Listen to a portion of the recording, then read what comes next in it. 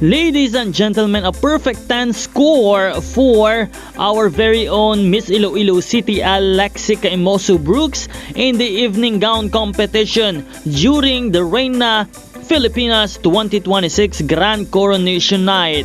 With this beautiful gown and great execution, ladies and gentlemen, naipanalo nga ni Alexi Brooks ang Best in Evening Gown on the evening gown segment of Reina Filipinas Grand Coronation Night.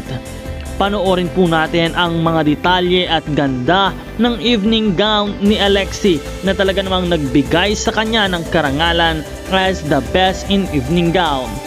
Dagdag pa rito ang kanyang napakagaling na execution, paglalakad, pagdadala ng kanyang evening gown na talagang nagmulat sa lahat ng mga manonood at mga hurado kung bakit siya ang hinirang na best in gown.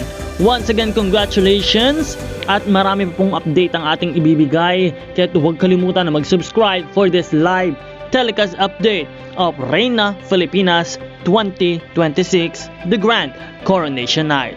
This is Nel 2204. Magkita po tayong muli sa susunod na video.